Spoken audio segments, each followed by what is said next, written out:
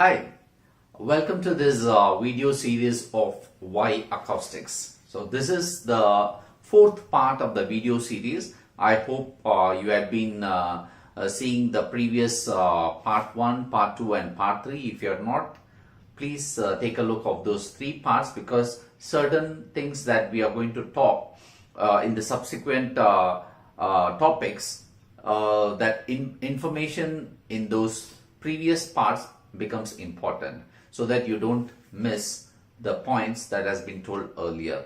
So just take a look if you have not seen the first three parts. Okay, now in this part we are going to talk about these three topics, which is our ears, perception of sound, and third is the equal loudness contours. Yeah, so this is a very interesting set of topics.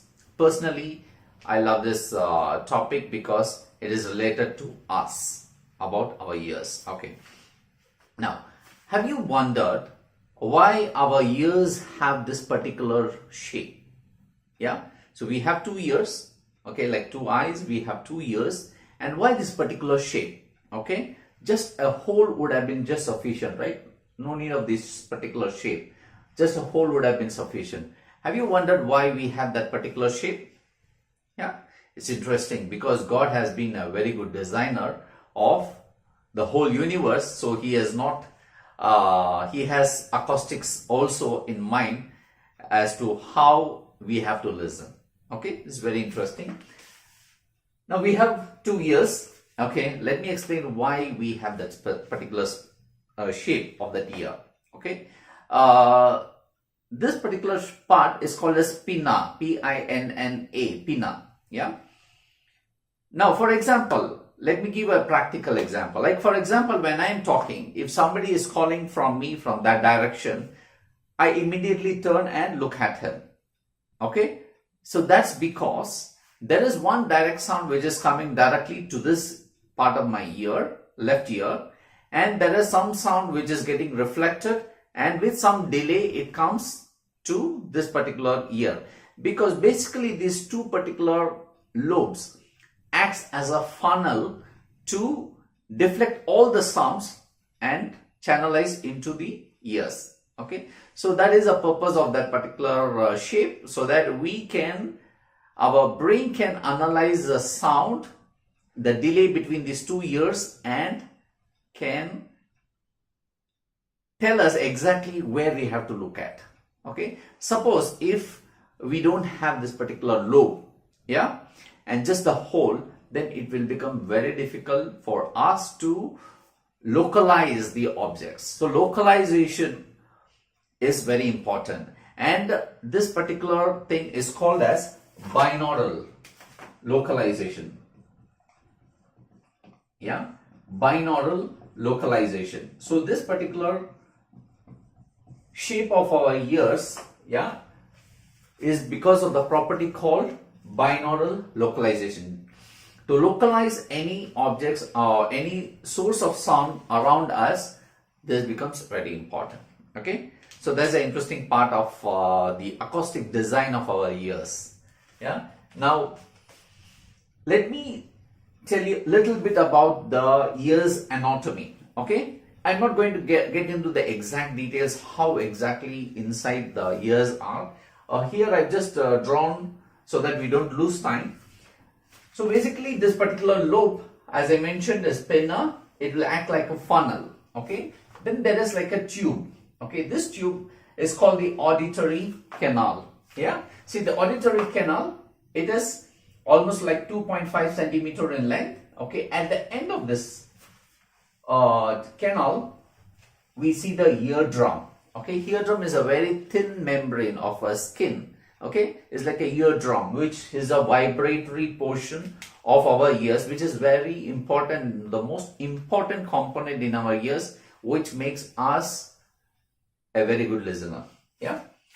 Now, if you see this at the end of the eardrum, there are three small bones. Okay, and those are called as ossicles. It has three parts: hammer, anvil, and stirrup. Okay. This is connected very delicately, and the other end is connected to this part, which is called cochlea. Now basically the sound waves that we hear around us goes through this particular canal. It vibrates the eardrum, and that vibration is transferred as a mechanical waves through these ossicles waves into this cochlea, and from here the electrical signal goes into our brain, which gives us the perception of sound. So whatever the measurement that we do around us, different type of audio equipment and everything, the finally what we listen through our ears and what we perceive within our brain and analyze the information based on the sound, this is a mechanism, right? Okay. I'm going to talk about the next important topic, which is called equal loudness curve. Now, equal loudness curve is a very interesting, which is an important aspect of this sound, which we study under a topic called psychoacoustics. See, when the acoustics, when we study based on our perception of sound related to our ears and other things, is called psychoacoustics. Okay. Now, let me tell what the equal loudness curve is. Okay. Coming back to a graph. Okay. We have x-axis and y-axis. Now, here I'm going to plot frequencies. Okay. As you know, it is 20 hertz to 20 kilohertz.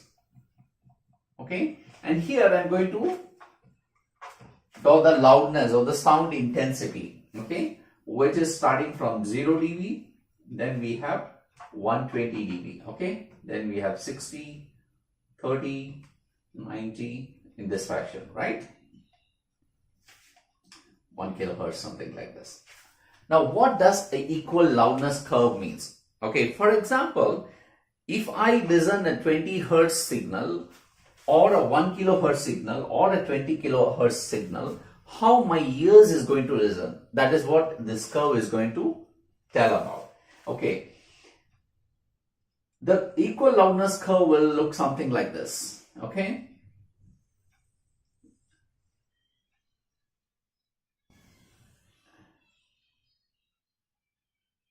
Okay. What it means is, okay, don't worry about what these curves or how to interpret and all that. Nothing to worry about it. It means, okay, now I'm going to take this 1 kilohertz as a reference point, 1 kilohertz, okay. At 1 kilohertz, for example, if you see this is about say 25 dB, okay, then we call this particular curve as form 25, okay. If this passes at around 35, then it is okay. So the equal loudness curve, this particular curve has a unit which is called as form. Now our ears at 20 kilohertz, if we have to listen at 20 kilohertz signal, then the level of the sound should be 60 dB. Only then we can listen at the same level.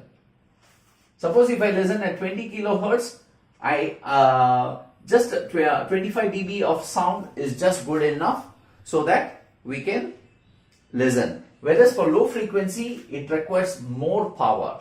That is one of the reasons that, like if you take your home theater or any amplifier, there is a control for low frequency and for high frequency. We call it as bass and treble.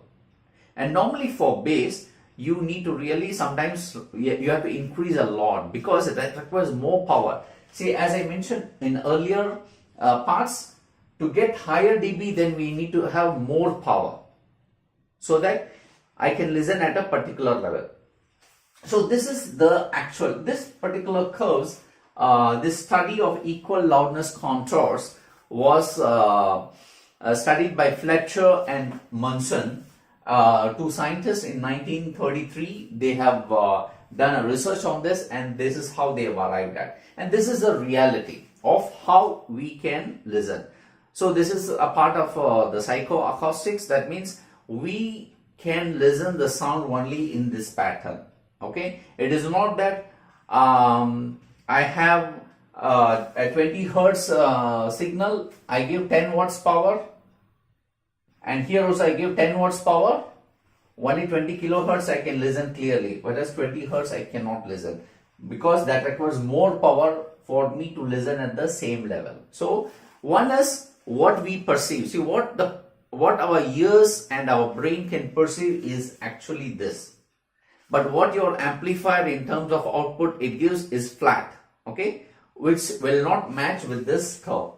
So if you have to listen a low frequency, then you need more power compared to mid frequency and high frequency. So this is the brief explanation about the equal loudness contours. I hope you enjoyed watching this part of this video series. If you liked it, please click thumbs up and subscribe for our channels, and look forward for many more topics on acoustics. Thanks for watching.